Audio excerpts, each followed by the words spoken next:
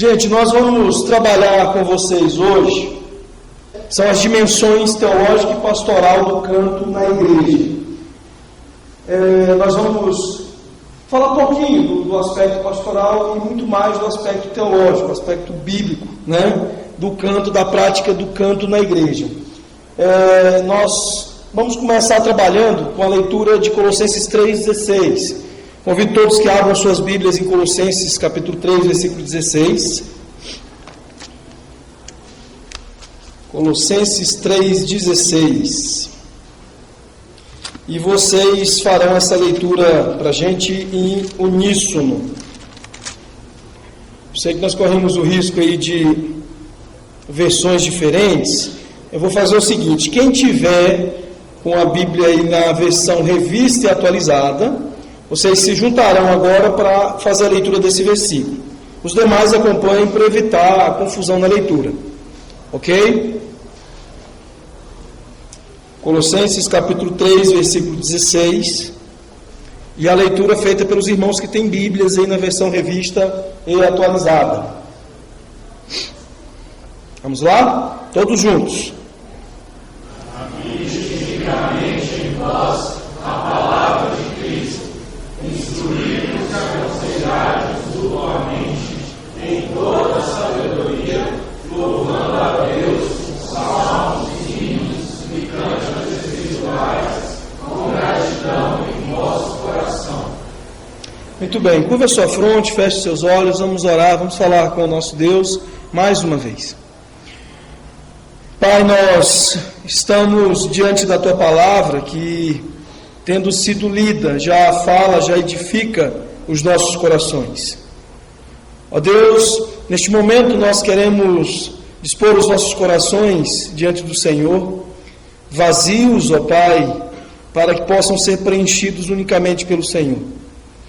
Ó Deus, nós queremos aquietar a nossa alma e nos desfazer de preconceitos, de ideias, ó Pai, que possam gerar resistência à Tua palavra, possam dificultar, ó Pai, a compreensão e o entendimento das Tuas verdades. Portanto, ó Deus, através mesmo do Teu Santo Espírito, faça, Senhor, dos nossos corações campos bons para a Tua palavra. Possamos, ó Deus, também ser instruídos quanto ao falar, de maneira que somente aquilo que esteja de acordo com a Tua palavra, seja, portanto, assim, de bom proveito para as nossas vidas, seja dito esta noite. E assim possamos sair daqui edificados pelo Senhor mesmo, Pai, e expostos, com os corações prontos para viver e praticar aquilo que aprendermos esta noite. Abençoa-nos, portanto, é a oração que nós fazemos no nome de Jesus, o nosso Senhor e Salvador. Amém, Deus. Muito bem, meus irmãos. Nós vamos então trabalhar sobre teologia e sobre aspectos pastorais que envolvem o canto. E certamente a gente precisa responder a perguntinha, né? Por que estudar teologia do canto e não da música? Por que eu estou usando essa expressão ao invés de fazer, por exemplo, como Tim Fischer e usando a expressão música cristã? Isso é importante para a gente, tá? Quando eu usei essa expressão, antes eu fui falar no acampamento na Igreja Presidente do Recanto das Emas, o Iteuvan está ali no fundo, né? Esteve lá na ocasião, e quando eu postei no Facebook, estava montando uma exposição para falar sobre a teologia do canto, o Mauro Master fez uma brincadeira, né? Ele falou: como é que funciona isso aí? Você fica no seu canto, eu fico no meu, né? Fez uma piadinha sem graça, mas muitas vezes nós batemos muito na tecla da expressão música cristã, música gospel, música de adoração, e eu acredito que nós começamos a corrigir a nossa prática quando nós marcamos conceito na expressão canto e não na expressão música. Eu gostaria de trabalhar um pouquinho no início aqui, explicando para os irmãos o porquê disso, né? O que é música? Bom, música, gente, é arte e ciência de combinar os sons, né? Fenômeno composto de muitos elementos, entre eles ritmo, melodia e harmonia. Eu, por exemplo, não tenho qualidade nenhuma, virtude nenhuma para vir aqui falar sobre esse assunto. Não tenho a menor condição de vir aqui e falar sobre ritmo, sobre melodia e sobre harmonia, porque eu não entendo buiufas disso, né? Agora, nós precisamos então separar, entender melhor a distinção entre canto e música, né? E uma coisa importante é nós observarmos, por exemplo, que Donald Hustad destaca a respeito da prática do louvor e da adoração na igreja primitiva, na igreja inicial. Olha só essa citação dele aí.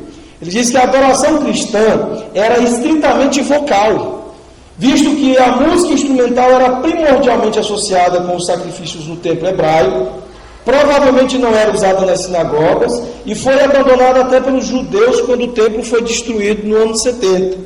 Ou seja, o que havia era o canto, a expressão vocal do conteúdo do louvor e da adoração, a expressão vocal do conteúdo daquilo que nós devemos declarar a Deus.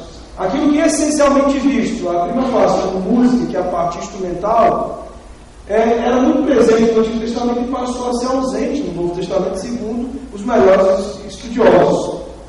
Por que isso é importante? Não é para eu vir aqui fazer apologia da proibição de instrumentos musicais, mas para mostrar o quanto nós fazemos uma associação indevida de música cristã com o canto congregacional.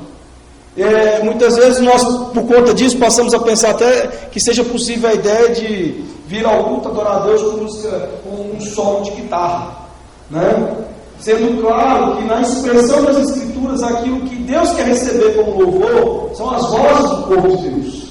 Então é preciso que a gente já aqui no começo dê uma ênfase significativa no canto do povo de Deus, e não aquilo que nós enfatizamos tanto hoje, que é a questão de todo o aspecto circunstancial que tem envolvido o canto, né? A parte, por exemplo, que envolve a música instrumental, ritmo, melodia, harmonia, uma série de questões desse tipo, que inclusive já foi bem tratado em alguns momentos, né, pelo Josa hoje pela manhã.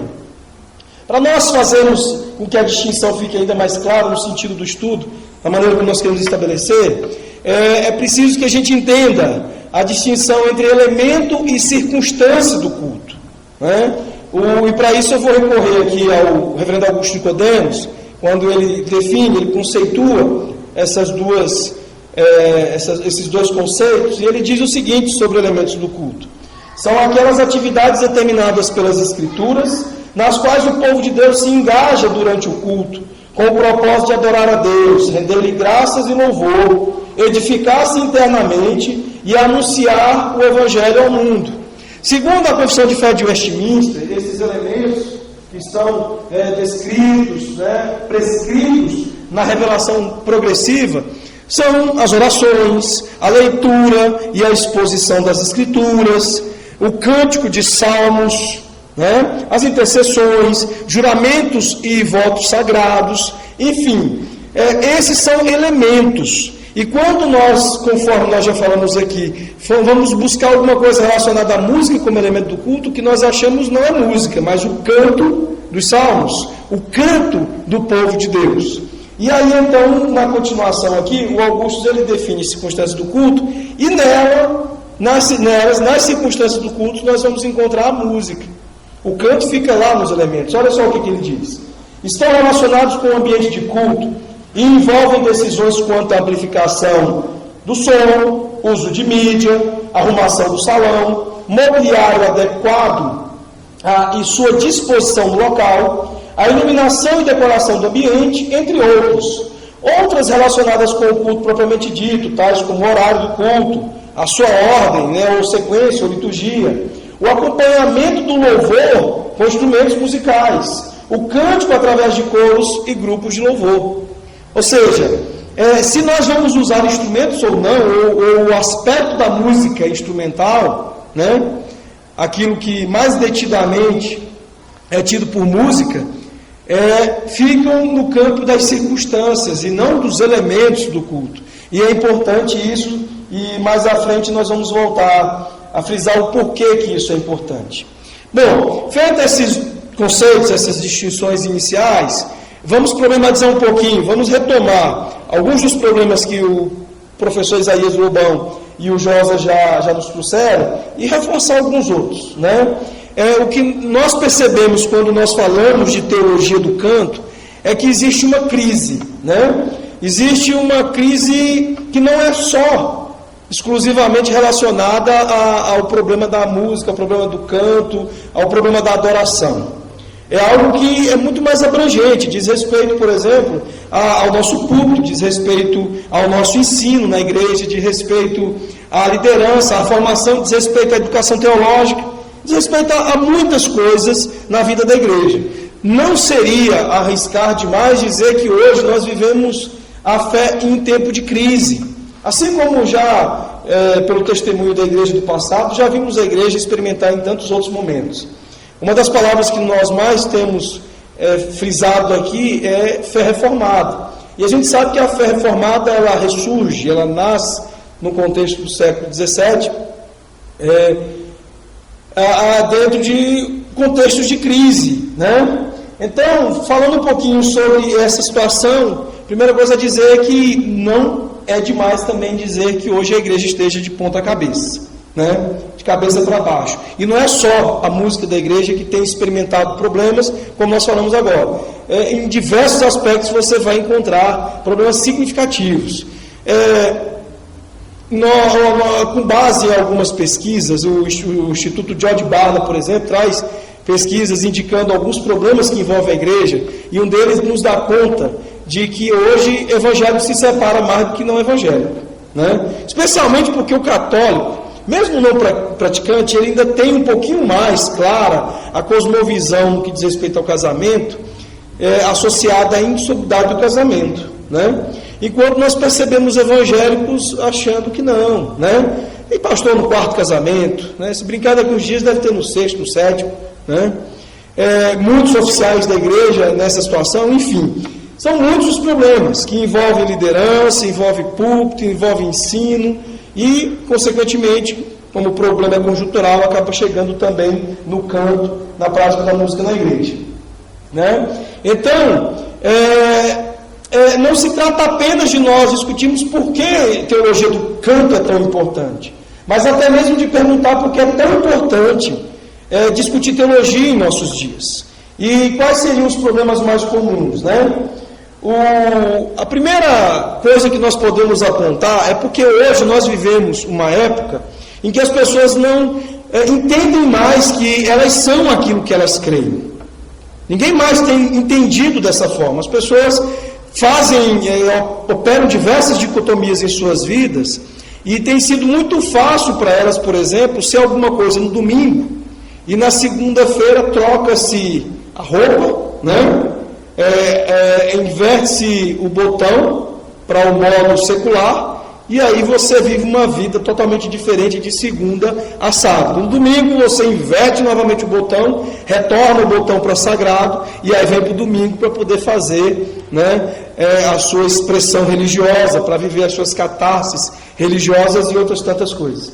Em razão disso, Robin Keeley, ele nos adverte dizendo o seguinte, que é muito necessário nós sabermos em que cremos, porque a nossa crença determina a forma como nós vivemos. Isso diz respeito também ao canto, a necessidade de se estabelecer uma teologia do canto. Por quê? Porque a menos que você, por mais que você não tenha isso muito claro e muito conscientemente, como o Josa falou, mas você tem uma cosmovisão muito clara a respeito de coisas, né, que irão afetar a tua prática no que diz respeito à adoração. E é muito comum as pessoas falarem, eu não gosto de teologia, eu não mexo com isso. Só que uma grande verdade, meus irmãos, é que todos somos teólogos, porque conscientemente ou inconscientemente, consistentemente ou inconsistentemente, todos nós temos pensamentos a respeito de Deus. O grande problema, o grande desafio para aqueles que não se interessam por teologia, é que se você tiver pensamentos errados a respeito de Deus, isso será trágico para a sua vida. Isso será algo extremamente complicado, terrível e problemático, né? Bom, o Stanley Gundry, ele diz o seguinte sobre a importância de nós pensarmos a respeito disso. Ele diz que a fé em Deus deve ser vivida e pensada, mas sem ser pensada, não pode ser vivida. Então, você que não gosta de teologia, né? Eu acredito que não é o caso de ninguém aqui, talvez, né, de alguém que esteja nos acompanhando pela internet, ou depois venha a ver esse vídeo, ou as pessoas do ciclo de relações dos irmãos aqui, mas ele tem que entender urgentemente que sem pensar a fé, ele não pode vivê-la, e especialmente vivê-la de forma correta, né? Por isso é muito importante nós estudarmos teologia e estabelecermos o entendimento correto a respeito do canto na igreja. Mas isso é um probleminha, conforme aquilo mesmo que o Josa já nos mostrou hoje pela manhã, o pastor Isaías trabalhou ontem, né? As pessoas da nossa época não dão valor à verdade. Para elas, verdade é algo muito subjetivo, né? Culto também, consequência disso, é algo muito subjetivo. É muito mais fruto da minha verdade do que de uma verdade que vá além de mim. E em função disso, algo muito experiencial, algo relacionado aos sentimentos, às emoções, se tornou algo mais significativo, maior e mais importante do que verdade, do que conhecer e do que saber, né? Então, como professor de escola dominical, como pastor, há muito tempo, nos últimos mais de 10 anos, que eu já tenho experimentado esse tipo de reação nas pessoas. A partir do momento que você quer ensinar alguma coisa, que as confronta, que as coloca em situação de dificuldade, tira ela ali da sua zona de conforto, normalmente é assim que as pessoas reagem. Ah, mas eu não sinto assim, né? Isso aí você pensa desse jeito, mas eu penso diferente, porque eu falei, sim, mas então me apresente os teus argumentos. Eu gostaria de conhecer a sua maneira de pensar. Não, é uma coisa que eu sinto, é a minha experiência, a minha vida é assim, né? Que todos vocês têm, em um momento ou outro, experimentado esse tipo de situação. É o lance da verdade de cada um, né? O Josa falou para a gente hoje de manhã a respeito de uma sociedade que deixou de ser oral, né, e escrita, e passou a se basear no visual, que nós chamamos hoje de sociedade imagética, né? Uma sociedade completamente viciada nas imagens, e isso não é algo novo, né? Nós vivemos alguns aspectos muito cíclicos na história. Os romanistas, os católicos romanos da Idade Média, eram extremamente imagéticos, né? A missa romana era um espetáculo para os sentidos. E, em certa maneira, hoje nós estamos vivendo, uma recalchutagem da Idade Média, né? Olha só a leitura que o Robson Cavalcante faz da nossa época. Ele diz que a cultura da imagem, do som, do virtual, do instantâneo, do prático, das emoções, vai aprofundando uma preguiça mental. A igreja, para variar, se mundaniza na mesma direção. Muito cântico verticalista e oco para sentir a Deus e a si mesmo. O lugar do sermão é desvalorizado, com mensagens curtas, superficiais e emocionais. Ignorância passa a ser sinônimo de santidade. O cérebro torna-se um órgão perigoso, secundário ou dispensável. Gente, ignorância como sinônimo de santidade.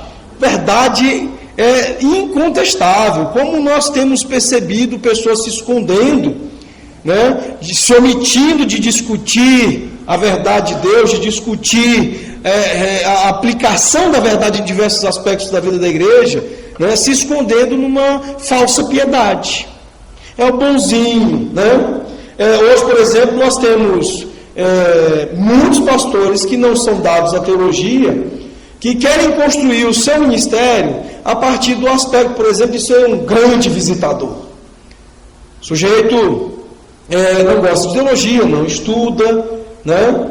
E aí então o ministério dele é visita. Não, porque eu sou um pastor visitador, né? Num determinado momento, uma dada reunião de presbitério, eu vi numa estatística de presbitério que um pastor fez 360 visitas em um mês. Eu fui fazer as contas, eu fiquei assim tonto tentando fazer as contas. Imagina, 360 visitas no mês, né? Desconta-se em 4 dias da folga pastoral, 26 dias, 360 visitas em 26 dias. Gente, o negócio é punk.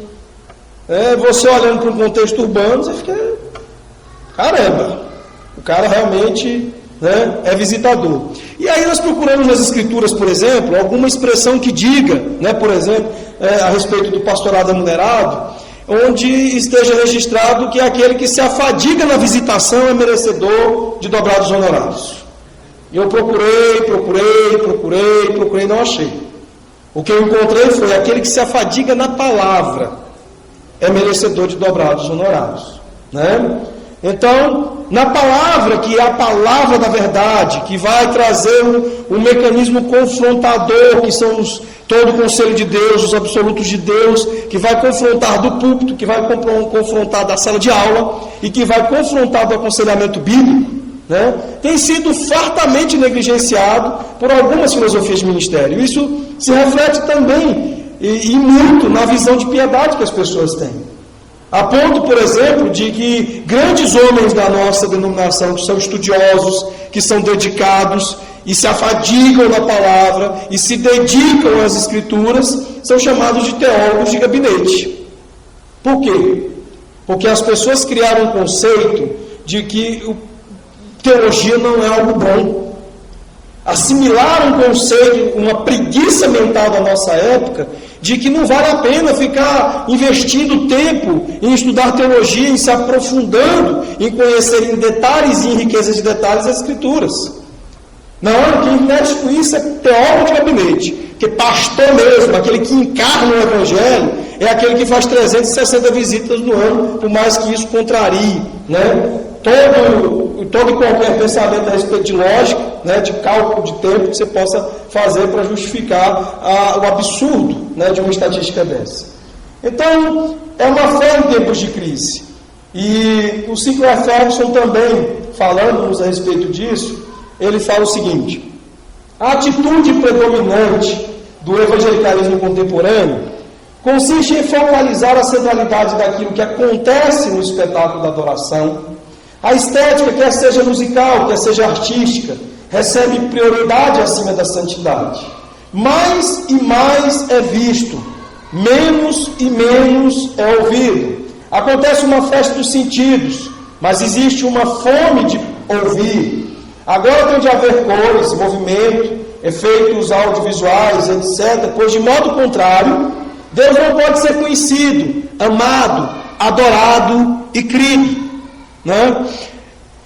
O mesmo problema conjuntural agora sendo analisado pelo Sinclair Ferguson de maneira mais específica quanto à prática da adoração no culto, né? Nós temos um aspecto estético sobremaneiramente em destaque, né, em supremacia em relação ao aspecto ético. O ouvir já não é mais tão importante. As pessoas querem vir ao culto para falar, para se expressar e para ser consumido, né, pelos espetáculos que lhe mexem com todos os sentidos. E isso contraria terrivelmente a orientação que nós encontramos, por exemplo, em Eclesiastes 5, onde o pregador nos diz que, vindo à casa de Deus e lembrando que o lugar onde nós estamos pisando, né, é a casa de Deus e Ele está no céu, nós estamos aqui na terra, é melhor se achegar para ouvir do que para falar, né? Que nós não devemos nos precipitar com conversações de tolos. Mas não é esse o espírito, o pensamento da nossa época. Uma época que tem preguiça de pensar, ela prefere cantar do que ouvir uma mensagem, do que ouvir uma exposição das Escrituras. Por conta disso, nós muitas vezes teremos a infeliz oportunidade de estar num culto, onde você fica ali em pé cantando por 1 hora. Depois senta e 10 minutos de sermão, acabou a conversa, né? Então, é um problema muito sério, muito claro na nossa época. Olha só, até o problemático Rubem Alves reconhece essa forte característica da nossa época. Olha o que ele diz sobre o espírito, sobre o zeitgeist, sobre a mente da nossa época. Ele diz que não é pecado pensar errado, porque ninguém sabe o que é pensar certo. Então a gente pode pensar do jeito que for, que não tem ortodoxo e não tem herege. Uma das coisas que mais assim nos aborrece no tal da construção da falsa piedade pós-moderna essa piedade que, ostenta ignorância, que cultua a ignorância, a preguiça mental, é justamente você eliminar a ideia de certo e errado. Ninguém mais pode ser chamado de herege. Se você chama alguém de herege, você é que está sendo impiedoso, você é que não está mais apresentando espiritualidade alguma, você é que está demonstrando falta de virtude espiritual. Então não nos cabe mais denominar ninguém de herege, atacar mais o erro no que diz respeito à verdade de Deus. Porque na nossa época não existe mais teologia certa, teologia errada, existe a minha teologia e a sua teologia. E se eu não respeito isso, eu estou em maus lençóis, E até Rubem Alves reconhece isso. Então veja só, como é que nós chegamos a esse ponto? Como é que se deu esse processo? Olha só, na sociedade pré-moderna, nós tínhamos a revelação como verdade e a igreja como portadora da verdade. É a expressão que nós encontramos, Paulo escrevendo aos irmãos em Timóteo, ele diz que a igreja é o baluarte da verdade, não é apenas a casa de Deus, não é apenas o lugar onde você vai para expressar o teu louvor e a tua adoração, mas diz que ela é coluna e baluarte da verdade. E esse pensamento estava presente na sociedade pré-moderna. Só que a sociedade moderna passou a colocar a ciência como o depositário da verdade, e a razão como a sua expressão. A razão é a própria verdade. O que se sucede é que hoje, com a sociedade pós-moderna, na verdade o indivíduo é que é o portador da verdade. E a sensação é a própria verdade. O sentimento. O Senhor hoje não falou no coração. Eu não senti nada enquanto o pastor pregou. Não me senti bem. Vou tentar em outro lugar. Domingo que vem vou em outra igreja para ver se de repente a minha sensação em relação à verdade, ela melhora, E aí de repente eu tenho um encontro com a minha verdade. A verdade que eu gosto tanto de cantar, a verdade que é só minha, A verdade que eu construo uma verdadeira bolinha ali no momento do culto ali, e o que importa é ela e nada mais. Então, esse é o sentimento pós-moderno e muito claro, muito presente hoje em dia na igreja e no culto, É impressionante, gente. Eu sei que tem muita gente levantando ali, indo beber água, saindo. Por hoje eu não estou pegando no pé de vocês. Mas uma das coisas que mais me inquietam quando eu estou pregando é a quantidade de pessoas que levantam e saem, e levantam e saem, e voltam, e fazem isso o sermão inteiro. E parece que tem taxinha no banco, uma inquietação sem fim. O sujeito não consegue, simplesmente não consegue parar por 40, 45 minutos, sentar numa cadeira, num banco de igreja e ouvir uma pregação. Agora é interessante porque um filme tem em média 2 horas, o cara vai lá para o cinema e consegue sentar, e ficar lá 2 horas, Um copão, 1 litro de Coca-Cola e 2 quilos de pipoca lá, se empanturrando. Bom, o que a gente precisa entender é que esse quadro, esse problema todo que nós estamos experimentando, ele está envolvido com o perigo da rejeição. As pessoas criaram um conceito absurdamente antibíblico de que Deus não rejeita a adoração. Tem até uma música que diz que Deus não rejeita a oração. Falsa ilusão. Terrível ilusão. Você acreditar nessa grande mentira que contaram para você de que Deus não rejeita a oração e nem rejeita a adoração. Rejeita sim. E nós corremos um sério risco em relação à situação que a igreja tem vivido por conta da certa rejeição de Deus a uma adoração que não é bíblica, As Escrituras nos afirmam que nem toda adoração agrada a Deus, e a adoração que não agrada a Deus é prontamente rejeitada. Nós encontramos lá em Levítico 10 o fogo estranho dos filhos de Arão, Nadab e Abiú. Vamos encontrar diversas outras passagens, e é preciso que nós entendamos o seguinte: não apenas a adoração a falsos deuses é proibida nas Escrituras, mas também a adoração ao Deus verdadeiro com uma atitude errada, é o que vai por exemplo, nos falar Lloyd Jones naquele livro dele, Sincero, mas Errado. É impressionante como o argumento da sinceridade nessas horas é utilizado, né? Mas foi sincero, foi de coração, né? É claro que Deus vai receber. E já ouvi, por exemplo, pastor encerrando o culto, dizendo o seguinte: o nosso culto é fraquinho, né? É tão imperfeitozinho, é do jeito que a gente dá conta de fazer, mas eu sei que em nome de Jesus o Senhor vai receber esse culto. Meus irmãos, não há culto que não seja pela mediação perfeita de Jesus. Mas Jesus, ele não chancela qualquer porcaria diante de Deus. Não é qualquer lixo que ele vai mediar diante do Senhor. É preciso também associar à mediação dele um culto que atente para aquilo que Deus requer de nós.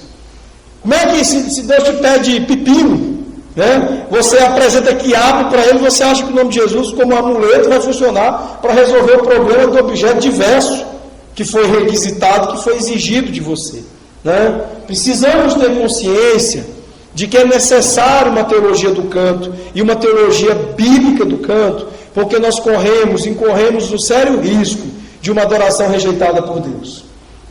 Algumas distorções na adoração, segundo os relatos bíblicos, e que confirmam essa rejeição. Por exemplo, no Antigo Testamento, nós temos o texto que nós acabamos de mencionar. Em Levítico 10, a rejeição vem sob a forma de morte, e morte imediata.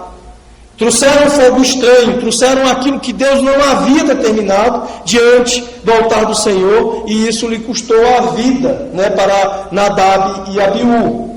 No Novo Testamento, nós vamos encontrar a igreja de Corinto, uma igreja que se ajuntava para o pior. Alguém aqui tem dúvidas na leitura, né, das cartas de Paulo a Corinto, de que a adoração prestada por aquele povo era rejeitada por Deus? Eu tenho certeza que não, né? O apóstolo Paulo, no capítulo 3, versículo 1, ele diz que eu não pude falar a vocês como a espirituais, mas como a carnais, né? Eu tive que dar leite para vocês, porque vocês são crianças, vocês são infantis, não possuem a menor condição de se alimentar de alimento sólido. Gente, qualquer semelhança com a nossa época não é mera coincidência. A nossa época é uma época infantilizada, uma igreja infantil, uma igreja carnal, uma igreja que acha o seguinte: não é esse negócio de entender, conhecer de Bíblia, estudar teologia, isso é para o pastor. Eu não tenho negócio, o que eu vou ler livro? Não, eu vou ler gibi. Ou então eu pego um livro do Paulo Coelho, né, o sujeito aí. Tem gente que tem cristãos da nossa época, até membros de igrejas históricas, que leem um livro do Paulo Coelho atrás do outro, mas é incapaz de ler algum livro que o ajude a construir melhor o seu entendimento das Escrituras e assim construir melhor a sua vida piedosa. Eu conheço cristãos que, se na vida deles, por algum momento, tiveram a oportunidade de ler um livro que o ajudasse nesse sentido, é lamentável, né? E isso mostra essa mesma infantilidade própria da igreja de Corinto. Em Amós, capítulo 5, por exemplo, nós encontramos uma adoração rejeitada, a estética sendo rejeitada. Canto bonito, com certeza, os estrépitos dos cânticos do povo deviam ser uma coisa maravilhosa, o povo gostava de música, o povo fazia música e praticava o canto junto com essa música, mas não passava de estética, não havia ética no canto e na adoração do povo, e Deus prontamente rejeita, se aborrece daquilo tudo, né? Na atualidade, nós temos, como já visto também, algumas distorções que evidenciam uma adoração que possivelmente está sendo rejeitada por Deus, se é que nós não vamos afirmar categoricamente que está sendo rejeitada por Deus. E isso é preocupante, isso é frustrante, né? A primeira coisa é a influência do existencialismo, aquilo que Josa trabalhou muito bem hoje, né? Você encarar o culto como lugar onde eu venho para me realizar como ser humano, onde eu venho para, né, me encontrar e me expressar e ser alguém. Conversando não, isso foi na realidade uma expressão de Facebook. A gente fica ali, né, no Face, dando uma bisoiada ali, na atualização do nosso mural para ver as bobagens e as coisas boas que os nossos amigos, nossos contatos estão falando. A certa ocasião, um pastor jovem, presbiteriano, tinha acabado de ser ordenado, e aí então ele posta a seguinte pérola. Ele diz: o púlpito é o lugar onde eu me realizo.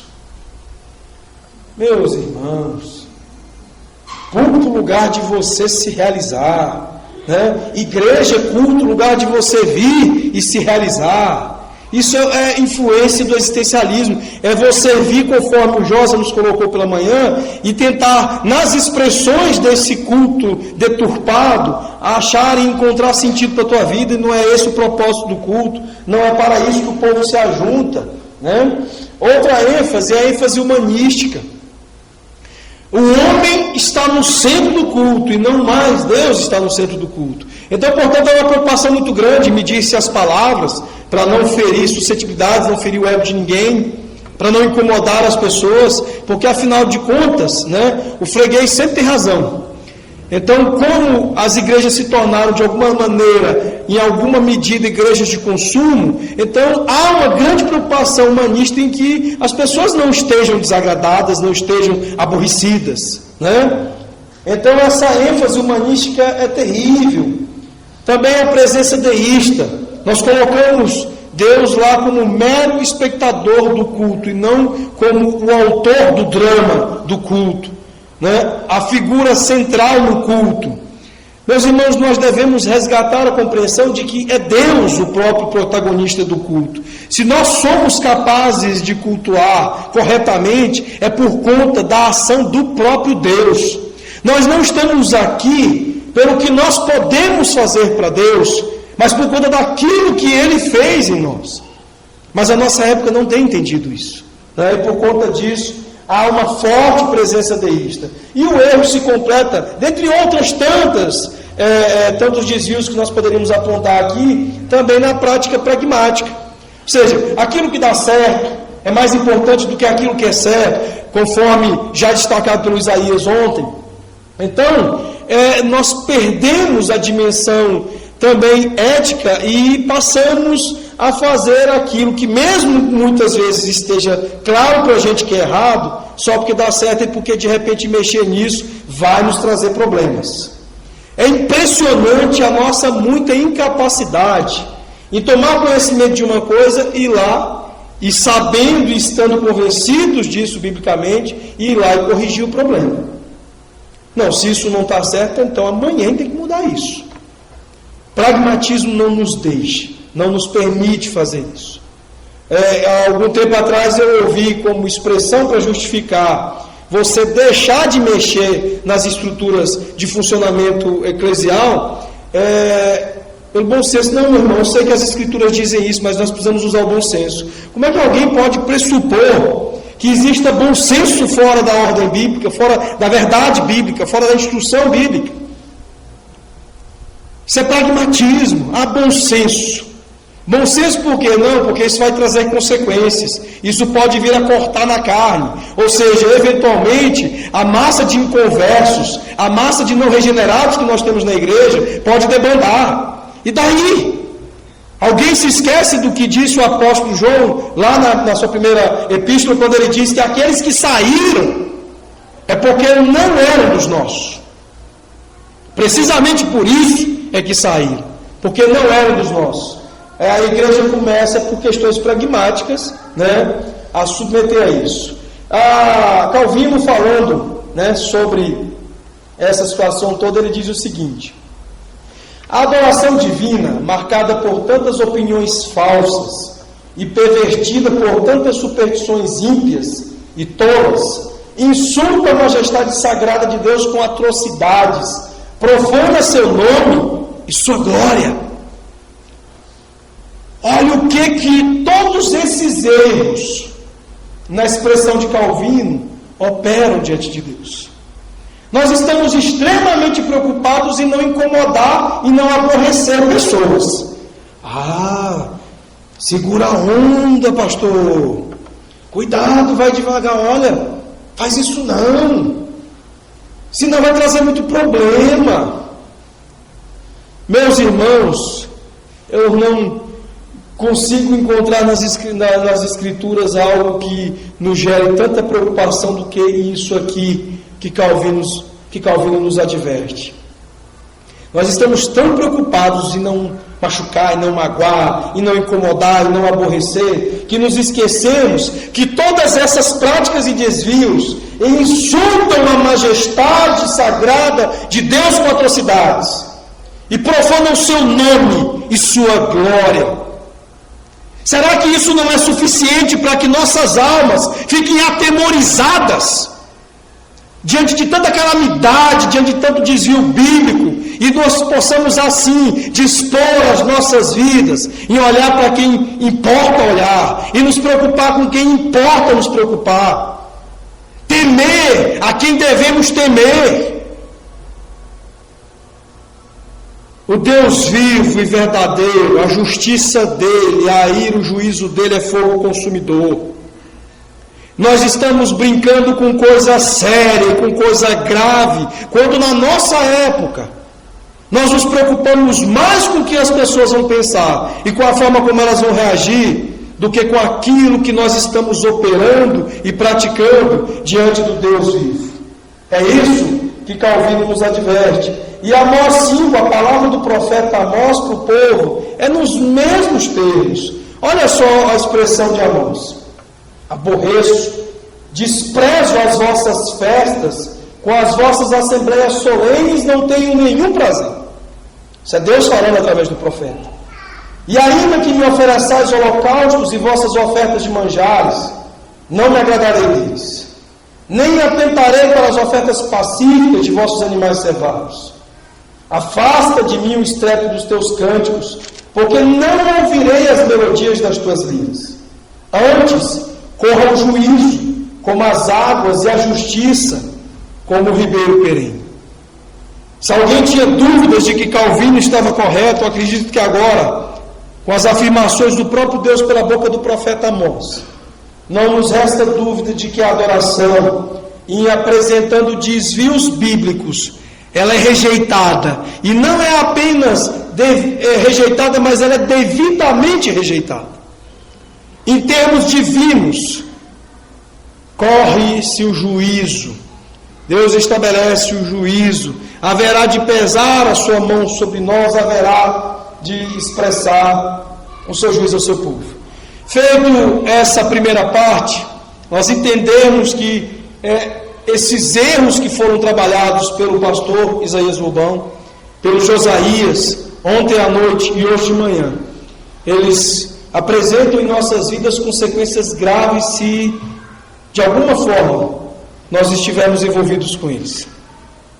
É preciso tomar consciência de que nós não estamos aqui apenas especulando a respeito de erros, especulando a respeito de desvios bíblicos na adoração e no culto, e no que diz respeito à prática do canto. O que nós estamos fazendo é buscar refletir a luz das Escrituras e fazer juízo bíblico de práticas que, se estando em desacordo com a palavra de Deus, nos conduzem a esse quadro que Amós e que Calvino nos advertem, o da rejeição da nossa adoração. E então, meus irmãos, é preciso então nós nos esforçarmos para entender, e entender cada vez mais aquilo que fazemos, entender cada vez mais como devemos fazer as nossas práticas como igreja, como nós devemos levar a cabo as nossas práticas como igreja. E nesta noite nós vamos meditar um pouquinho a respeito de duas das 4 esferas da adoração, das 4 esferas do canto na igreja. Eu destaquei na projeção 4 esferas. Nós temos a esfera musical, que é evidente que, por mais que o aspecto musical esteja mais evidente através da música instrumental, mas há elementos no canto que caracterizam a presença dessa dimensão musical. Também há uma dimensão espiritual. Já acredito que ficou claro até aqui que a adoração diz respeito a crentes, a pessoas regeneradas e não a ímpios. Ímpios não adoram, Não, a adoração não diz respeito ao ímpio de maneira alguma. E a adoração também diz respeito a comparecer diante de Deus em condições para adorar. Você não pode comparecer diante de Deus de qualquer jeito. Existe uma expressão, se eu não me recordo, se não me falha a memória, eu acredito que seja do Philip Yancey. Ele diz que não há vida no culto quando não há culto na vida. O domingo não é uma atividade para quem passa a semana inteira à toa. O domingo é o ápice, o cume da adoração daqueles que se juntam e que passaram a semana inteira adorando a Deus. A pessoa que passa a sua segunda até o seu sábado, negligenciando a adoração a Deus, ele pode chegar no domingo aqui, espernear, fazer o que ele bem entender. Essa prática não diz respeito a ele. Isso é o que nós percebemos na dimensão espiritual do culto. E há também uma dimensão teológica e uma dimensão pastoral. Entendendo um pouquinho mais, a dimensão espiritual pode ser resumida como o compromisso com a piedade pessoal e santidade. A dimensão musical é o compromisso com a excelência musical. O Josa falou sobre a importância de nós atentarmos que a mediocridade não combina com o próprio Deus. Nós oferecermos qualquer coisa diante do altar do Senhor é algo muito complicado, né? A dimensão pastoral diz respeito ao compromisso do pastoreio da Igreja de Deus, e a dimensão teológica, o compromisso de conhecer e compreender o Deus que adoramos. Não temos como adorar a um Deus que não conhecemos. É por isso, e precisamente por isso também, que a teologia é tão importante, né? Um pouquinho mais de detalhes sobre elas. Na espiritual, a esfera espiritual, ela nos conduz, nos leva, né? Leva em conta o crescimento pessoal em santidade e disciplina. Essa esfera, ela quer ter certeza de que Deus é a força que move o nosso coração para todo sempre. Diz respeito à necessidade de termos de fato um profundo e verdadeiro amor por Deus. Tem uma expressão de alguém aí, eu acho que rola, a primeira vez que eu vi isso foi na internet, que diz que o lugar onde os crentes mais mentem é no culto, no domingo à noite, porque nós cantamos muitas coisas que nós não vivemos, né? E isso diz muito respeito à dimensão espiritual. Nós muitas vezes queremos expressar por gestos uma piedade que nós não temos, né, em atitudes, em comportamentos lá fora. Não combina com a nossa vida em outros momentos. A esfera pastoral abrange todo o cuidado e preocupação com a Igreja de Deus. Procura ver todos os homens se apresentando completos em Cristo. Verifica, né, e assegura o aspecto congregacional do culto. Atenta para quem está do lado, atenta para quem está na frente, atenta para quem está atrás. Evidencia a dimensão corporativa desse ajuntamento e desse culto.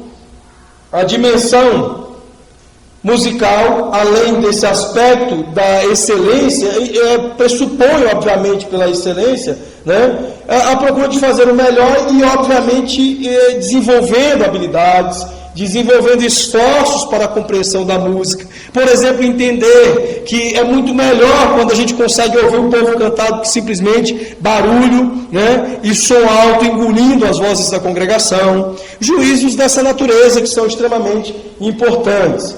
E finalmente a esfera teológica incorpora as disciplinas que levam, né, ao desenvolvimento do caráter e dos atributos comunicáveis de Deus em nossas vidas. É a implantação do caráter de Cristo, o nosso aspecto formativo a partir da palavra, de uma compreensão que não é apenas conhecer, mas ser e viver de fato aquilo que aprendemos a respeito do culto.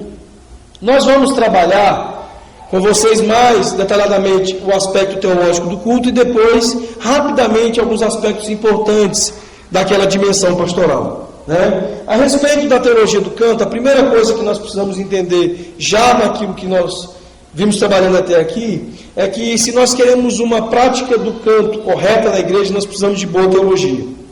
Será uma boa teologia que irá produzir no nosso meio uma boa e correta prática de adoração e prática do canto, né? A forma como nós pensamos, como já foi dito, né, ela determina a forma correta e, mais precisamente, a forma como pensamos em Jesus. Precisa não apenas ser intelectualmente consistente, mas precisa ser biblicamente fiel. Teologias nós sabemos que tem muitas por aí. De repente você vai querer aí desenvolver uma boa teologia do processo, né? Ou seja, ser muito consistente em ser um teólogo relacional. Não é disso que eu estou falando, não estou falando apenas de consistência, de profundidade de conhecimento. Eu estou falando de uma teologia que seja, além de consistente, seja biblicamente fiel. Isso é muito necessário. E aí então nós perguntamos, o que é uma boa teologia? Nesse aspecto, né, da fidelidade bíblica, como é que nós avaliamos isso? Como nós chegamos à compreensão de que a nossa teologia tem sido boa, de que a nossa teologia tem sido biblicamente fiel? Bom, biblicamente fiel, primeiramente, precisa ser biblicamente definido, né? Não é apenas uma suposição qualquer, tal aspecto, tal texto da Escritura sustenta e dá base do que eu penso a respeito do culto. Preciso você entender aspectos mais abrangentes da tua relação com a Escritura, né? Para que você de fato se entenda uma pessoa biblicamente fiel. Por exemplo, toda a Escritura é inspirada por Deus, e as consequências disso é sua inerrância e infalibilidade. Ou você é do tipo que relativiza o texto bíblico, que extrai a autoridade do texto bíblico, esvazia a autoridade do texto bíblico. Se você, por exemplo, tem dificuldade de entender, né, a inerrância e a suficiência das Escrituras, você já terá falhado em ter algo biblicamente fiel, biblicamente definido, né? Nós precisamos reconhecer, à luz das Escrituras, a nossa própria condição, saber que nós somos inimigos de Deus, né? Não submetemos naturalmente à sua justiça, e como tal, não entendemos com facilidade as Escrituras. Nós entendemos a partir de uma iluminação do Espírito Santo. Dentro dessa compreensão, Calvino nos recomenda a orar e labutar. Ou seja, não adianta apenas você labutar com o texto bíblico. É importante que você entenda que não é qualquer relação sua com o texto bíblico que lhe trará entendimento do texto bíblico. E daí nós precisamos então dar muita importância a uma relação com as Escrituras de maneira piedosa, né? Eu já ouvi muito expressões do tipo, inclusive de pastores, eu leio a Bíblia para tirar sermão, né? Outras tantas pessoas que leem a Bíblia para tentar encontrar algo, né, que de fato julgue estar necessitando. Mas não há uma relação, muitas vezes, não há uma relação com o texto bíblico pura e simplesmente para ser instruído, para ouvir a palavra de Deus e corrigir os seus caminhos, corrigir os seus passos. Dessa forma nós não teremos, de fato, uma teologia biblicamente definida. É preciso unir esforço e piedade. É preciso unir a oração e o esforço, a labuta no texto bíblico para que possamos ter, de fato, uma teologia, uma boa teologia. Referencial ou orientação teológica também é algo muito importante. E uma das coisas mais importantes para quem está envolvido com a fé reformada é entender que uma boa teologia envolve uma teologia para a glória de Deus, para a supremacia de Deus, o reconhecimento da sua grandeza, da sua soberania sobre todos nós. Se você extrai da tua perspectiva hermenêutica a ideia, por exemplo, né, orientadora aqui, que é a glória de Deus, você vai se complicar, você vai ter problemas em construir uma boa teologia. Hoje em dia nós temos visto muitas obras do John Piper falando sobre isso, e ele extrai boa parte de sua teologia, daquilo que ele tem falado, das obras de Jonathan Edwards, né? E a expressão comum na teologia de ambos, e que tem sido fartamente pregada e trazendo, né, um grande renovo de interesse de muitos pela fé reformada, é justamente a afirmação de que Deus faz todas as coisas para a sua glória. Muitas vezes nós olhamos para as Escrituras, mas olhamos com um olhar absolutamente equivocado, como se o reino de Deus dissesse respeito a coisas que Deus quer fazer para nos alegrar o coração, como se a felicidade do homem, por exemplo, fosse algum objetivo bíblico, algum objetivo nas Escrituras. E aí as pessoas vão correr atrás de passagens bíblicas, né, que lhe deem tantos e tantos passos de orientações e instruções, que lhe levem a entender o grande interesse de Deus em te fazer feliz, né? em te fazer ir bem, é preciso corrigir este primeiro olhar para as Escrituras, entender que a revelação de Deus é sobretudo, né, baseada na ideia de que Deus faz todas as coisas para a sua própria glória. A própria ideia de revelação, do Deus que se revela, está relacionado a um Deus que faz tudo para a sua própria glória. Então, toda afirmação acerca de Deus, que é teológica, né, ela não deve comprometer este princípio universal, este reconhecimento universal de que toda a Escritura diz respeito à glória de Deus e ao interesse dele mesmo por sua glória. Olha só o que o John Piper vai falar sobre isso. É uma citação extensa. A exposição de hoje está bem estilo Ernest Meyer, né? O reverendo Ernest gosta muito de citações longas, né, Isaías? Isaías fica cansado. Está com sono, crente? Mas vamos lá. É bom porque, ao invés de passar um pequeno recortezinho para vocês, hoje o Josa falou sobre a importância de nós reconhecermos uma grande dificuldade da nossa época, que as pessoas não leem e não escrevem, né? E muitas vezes eu, fazendo um pequeno recorte de uma citação, eu acabo prejudicando, né, o seu entendimento completo. A gente prejudica a ideia realmente que o autor quer comunicar. Então, eu botei uma citação mais longa, né? Sei que muitos teólogos aí do PowerPoint discordam dessa técnica, mas veja só o que diz aí o John Piper. Que Deus é louvável, que devemos louvá-lo, que vamos louvá-lo, estas são verdades comuns entre os cristãos. E afirmamos isso com prazer. Mas com menos frequência temos ouvido a verdade de que o louvor da glória de Deus não é meramente o resultado de sua ação, mas também o objetivo e a finalidade dessa ação. Ele governa o mundo precisamente a fim de que ele seja glorificado, admirado, maravilhado, exaltado e louvado. Cristo está vindo, Paulo diz em 2 Tessalonicenses 1,10, no final desta época, para ser glorificado nos seus santos e para ser admirado por todos os que creem. Só que na nossa prática, nós nos aproximamos do culto com pouquíssima compreensão disso. Na verdade, nós não entendemos que todos os estágios que envolvem o louvor envolvem a glória de Deus. Só que muitos dos cânticos que nós temos entoado falam muito da nossa própria glória, de um Deus que trabalha para mim, né? Fala, por exemplo, de uma assimilação de poder pessoal por conta do que Deus fez, não necessariamente do que Deus está fazendo, porque é como se Ele jogasse poder, você sai por aí, né?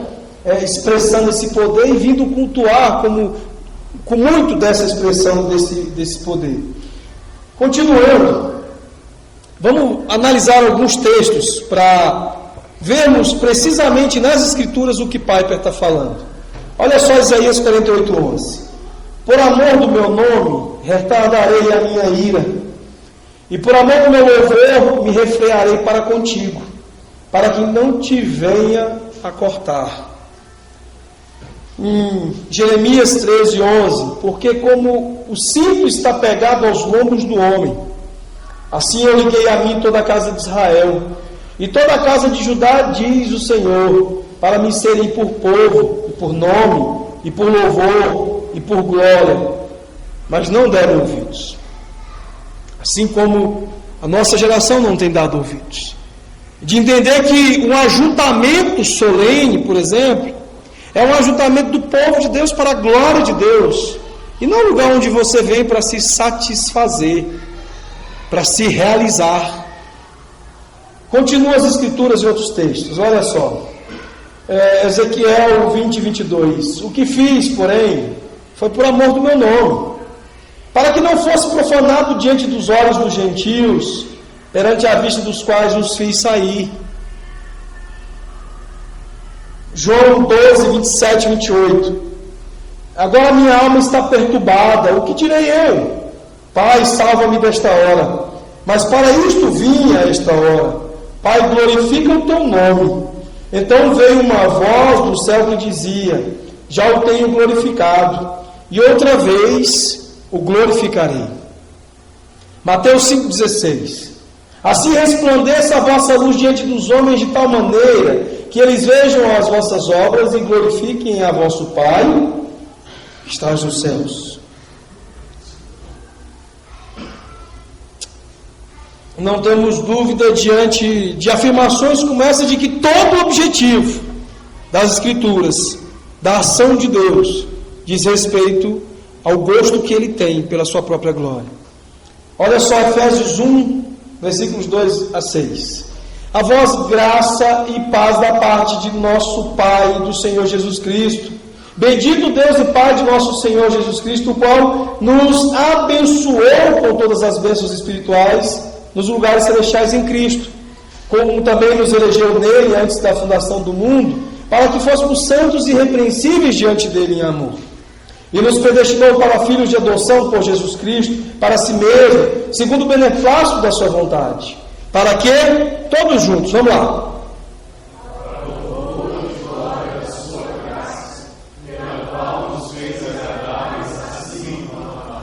Para o louvor da sua glória e graça.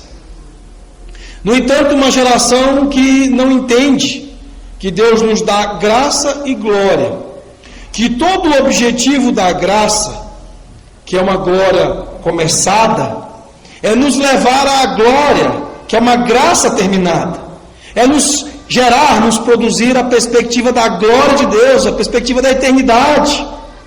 Mas quando nós olhamos para as Escrituras, nós queremos instruções que nos enriqueçam a alma para as coisas temporais, e não que nos enriqueçam a alma para a perspectiva da glória, para a grandeza da glória de Deus.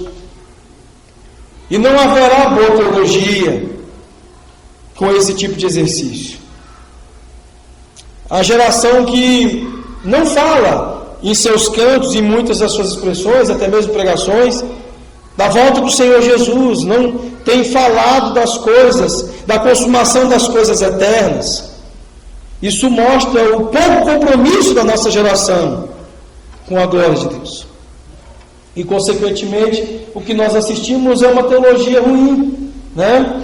É uma boa teologia, uma teologia que de fato nos conduza a uma prática correta, estando comprometida com a glória de Deus, nos conduza à doxologia, a um louvor, a um canto absolutamente centrado na glória de Deus,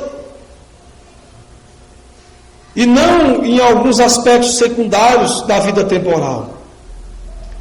Temos cantado algumas bobagens em diversos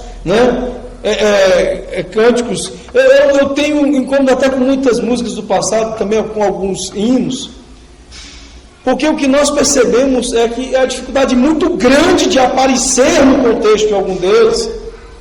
E isso tudo de que Piper nos fala, de que todos esses textos bíblicos nos falaram.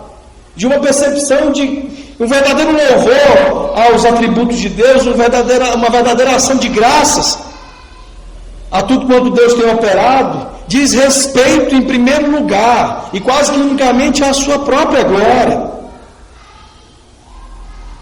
Somente a boa teologia nos conduz a uma doxologia, a um louvor correto, né? A adoração vaga e sem sentido não passa de puro emocionalismo e como tal é pura perda. Tem um autor aí que fez uma música há pouco tempo, não sei nem se a música na verdade é alguma música nova do Vencedores, eu acho que é do Vencedores sim. Eu acho que eu ouvi essa música no dia que eu estive ano passado no aniversário da Igreja do Gama, uma música chamada O Vento. A música fala que o vento isso, o vento aquilo, aí o vento venta, né? O vento leva a folha, venta que venta e vai. Aí depois de muito ventar, no final lá, e o vento não sei o que no espírito. A última frase só. Vago, subjetivo demais, extremamente carente de sentido, né? Como é que nós podemos expressar reconhecimento da glória de Deus, da grandeza de Deus, com tantas expressões vagas? C.S. Lewis vai nos falar sobre essa compreensão da adoração de maneira um pouco mais distinta dos outros tipos de elogios e louvores que nós encontramos por aí. Olha só o que ele nos diz. Veja bem, acompanhem bem, porque como é longo, gente, vocês podem dar uma voadinha aí. O fato mais óbvio sobre o louvor de Deus, por algum motivo, estranhamente me escapou. Pensei nisso em termos de elogio, aprovação ou adoração de honra. Eu nunca tinha percebido que todo gozo espontâneo transborda em louvor. O mundo toca com louvores românticos suas amantes, os leitores a seus poetas favoritos, caminhantes louvam a paisagem, os jogadores louvam, elogiam o seu time favorito. Toda a minha mais geral dificuldade sobre o louvor de Deus dependia da minha mais profunda negação de mim mesmo, no que diz respeito ao que é supremamente valioso. Deixando o que mais gostamos de fazer, pelo que de fato não podemos deixar de fazer, aquilo que tem valor. Então, o sujeito pega uma relação com a natureza, o vento, e o vento venta, o vento bate no meu rosto, né? O vento me dá um friozinho assim, que no calorzinho vem assim um friozinho, né? E aqui na expressão de Lewis é que o elogio de Deus, o louvor de Deus, ele se distingue em grande medida desses tipos de elogios que nós estamos habituados. Louvar a Deus, exaltar a Deus, não é a mesma coisa de elogiar a sua esposa, né? Nós, como é que é? Tem umas batatinha quando nasce, esparrama pelo chão, né? Tem umas poesiazinhas bestas que se faz aí, né? Esses dias eu vi um cântico dentro dessa mesma linha assim, de bobagem, dos super-heróis. O cara, para elogiar Cristo, ele sai falando do Batman, porque o Batman pula, salta, não sei o quê, porque o Robin faz isso, faz aquilo, porque o Homem-Aranha faz isso, faz aquilo, e tá, mas nenhum deles salvará você, né? Então, o quanto de tolice nós temos em achar que o elogio de Deus é qualquer elogio. Qualquer glória que você possa perceber da sua esposa, no vento, né? No mar, quando você está lá, né? Tem uma música do Dorival Caymmi que diz, né, o mar, né? Ele leva meia hora para poder cantar o mar, né? Assim, só essa primeira expressão leva uma meia hora. Mas aí nós costumamos pensar, isso aí está se acabando ali. Nós costumamos pensar da mesma maneira, achamos que não, aquilo que é vago também pode adorar a Deus. E C.S. Lewis então entende. Louvar a Deus não é a mesma coisa de elogiar o meu time, o time pelo qual eu tenho apreço e afeição, os louvores dos amantes, os louvores à natureza, as coisas lúdicas do dia a dia, enfim, é muito diferente lidar com o louvor de Deus. Envolve uma negação de mim mesmo, daquilo que me dá prazer, daquilo que eu gosto de fazer.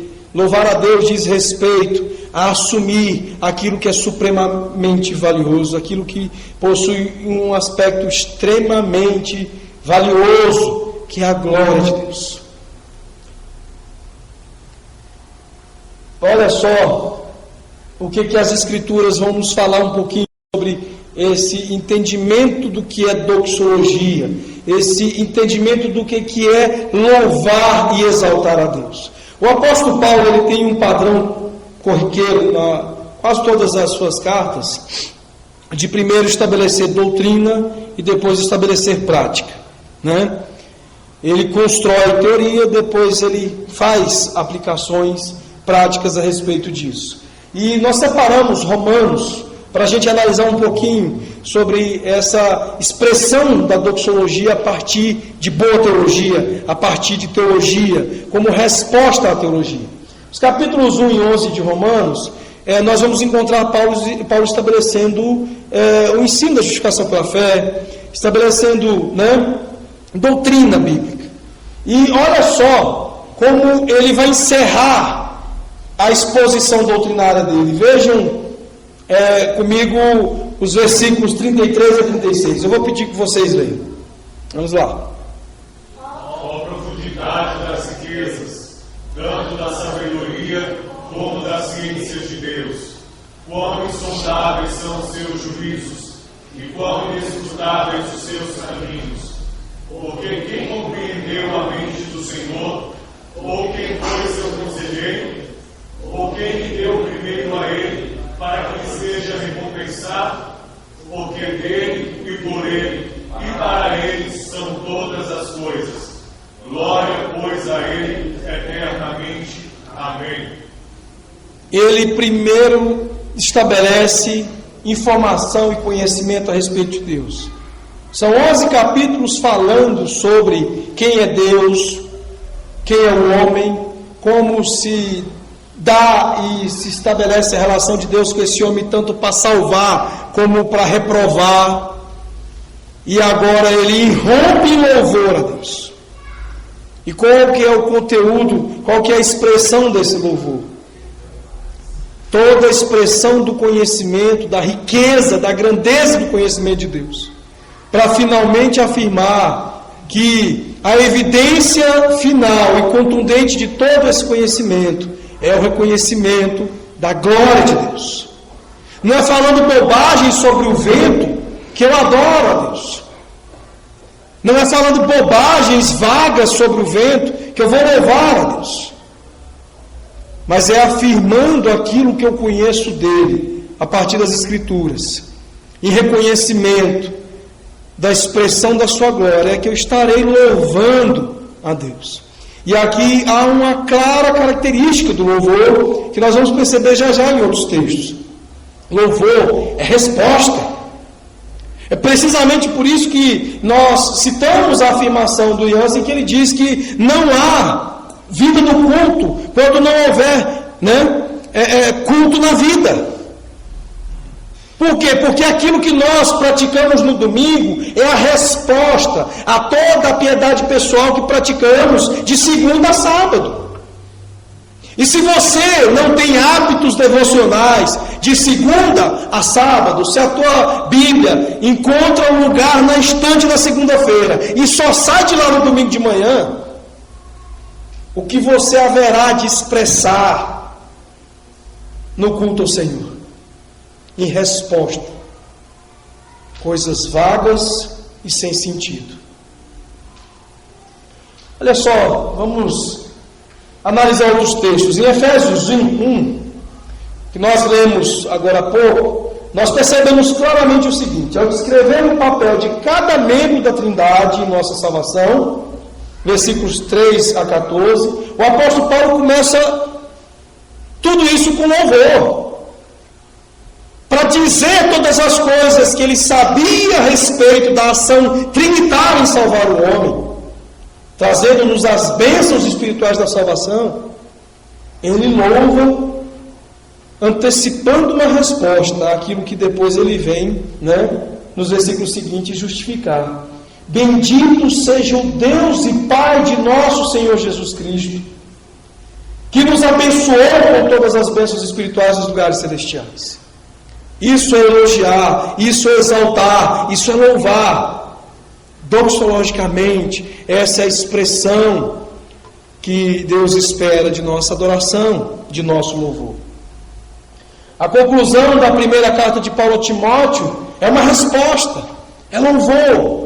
Veja só o que ele diz: Ele que é o bendito e único soberano, o Rei dos reis e Senhor dos senhores, o único que possui a imortalidade e habita em luz inacessível, a quem nenhum homem viu nem pode ver, a ele seja a honra e poder eterno. Amém. Isso é louvor. Isso expressa reconhecimento da glória de Deus. Isso mostra teologia baseada não apenas em teologia consistente, mas em teologia biblicamente definida, em teologia biblicamente fiel. Apreço pelas legítimas expressões que as Escrituras têm a respeito de Deus. Ele aqui não diz, o papaizinho, que é meu chegado e tal, e começa a inventar termos e expressões para se referir a Deus, de maneira muito privada, muito particular. Não, o apóstolo Paulo se refere ao ser de Deus, na linguagem que é própria à revelação que foi conferida a ele e aos outros autores bíblicos.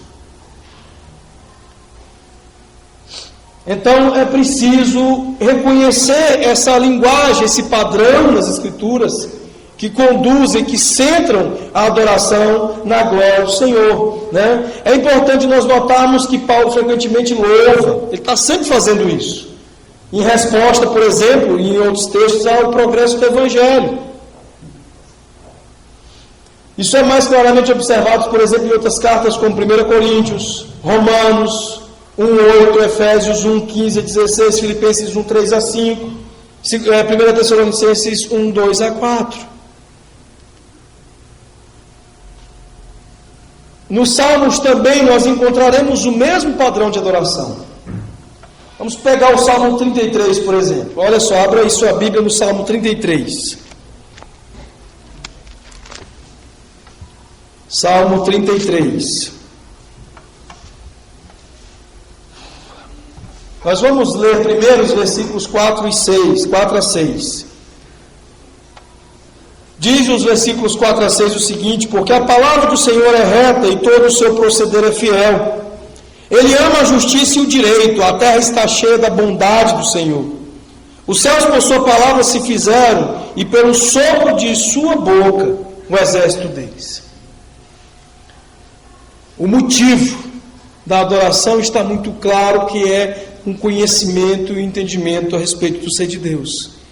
E aí então, por conta disso, ele faz um convite ao louvor, uma expressão de resposta a esses motivos para adorarmos a Deus. Ele diz, a partir do versículo 1 ao 3, exultai, ó justos, no Senhor, aos retos fica bem louvá-lo, celebrai o Senhor com harpa, louvai-o com cânticos do saltério de 10 cordas, entoai-lhe novo cântico, tangei com arte e com júbilo. Chama, convoca a adoração e ao louvor. E nos versículos seguintes que nós lemos antes, ele expressa o conteúdo desse louvor, no reconhecimento das virtudes, da grandeza do nosso Deus, da glória do nosso Deus. E é impressionante que tem música hoje em dia que diz assim: louve com muito louvor, com muito louvor, com muito louvor, com muito louvor, e nunca louva. Fica mandando com muito louvor, você procura uma frase que seja, em que haja de fato louvor de Deus, alguma expressão dos seus atributos, da sua grandeza, das suas virtudes eternas, e nós não encontramos. É só com muito louvor, ou seja, o louvor é um fim em si mesmo, né?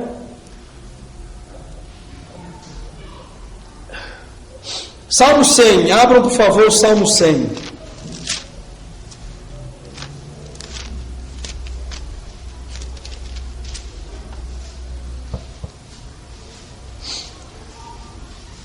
Mesmo padrão, gente. Versículo 3 diz: sabei que o Senhor é Deus, foi Ele quem nos fez e dele somos o seu povo e rebanho do seu pastoreio. E por causa disso, celebrai com júbilo ao Senhor todas as terras, servi ao Senhor com alegria, apresentai-vos diante dele com cântico. Esse é o padrão da doxologia, esse é o padrão do louvor, pelo menos de acordo com os ensinos e com o padrão das Escrituras. Vamos ver o que o reverendo Hermes Teimaia, falando sobre o padrão dos Salmos, o que ele nos diz. Olha só, os Salmos nos incitam a louvar a Deus, orar a Ele, meditar nas suas obras a fim de que o amemos, temamos, honremos e o glorifiquemos. O que Santo Agostinho nos diz é totalmente verdade. A pessoa não pode cantar mais digno de Deus do que aquilo que recebemos dele. Ou seja, não há nada mais digno da adoração do próprio Deus do que a revelação que Ele mesmo faz de si. E o que Deus revela, em resumo da ópera a todos nós, é a sua glória. Se queremos louvar a Deus, devemos focar, construir as nossas expressões de louvor totalmente calcadas na glória do Senhor. E na expressão dessa glória que nós encontramos em sua revelação. E não nas nossas muitas imaginações, nas nossas muitas intuições a respeito de Deus, em expressões vagas e sem sentido. O Calvino, falando sobre isso, ele diz o seguinte: aquele que canta não pode dar mais atenção à melodia e a outros elementos musicais do que ao sentido das palavras. A expressão do nosso canto deve dar muita atenção, muita importância ao seu conteúdo, ao conteúdo bíblico, ao conteúdo escriturístico. É exatamente isso que está nessas camisetas dos meninos, ou seja, os teus decretos são o conteúdo da minha canção, são a expressão da minha canção. E isso é muito importante, principalmente para um reformado. Quando nós falamos em esfera teológica do canto, para alguém reformado, nós falamos de escrituras. Nós falamos de conteúdo bíblico expresso na canção, expresso no canto do povo de Deus. Não apenas os salmos, obviamente, mas de toda a revelação, né? E incluindo aí a revelação progressiva. A respeito disso, olha o quanto é importante para quem é reformado, confessional, atentar para o que a nossa confessionalidade fala. Eu vou destacar só o miolo, que está em amarelo aí, da transcrição da seção primeira do capítulo 21 da Confissão de Fé de Westminster. Diz o seguinte: o modo aceitável de adorar o verdadeiro Deus é instituído por Ele mesmo, e tão limitado pela sua vontade revelada, que não deve ser adorado segundo as imaginações e invenções dos homens, ou sugestões de Satanás, nem sob qualquer representação visível de qualquer outro modo, não prescrito nas Sagradas Escrituras.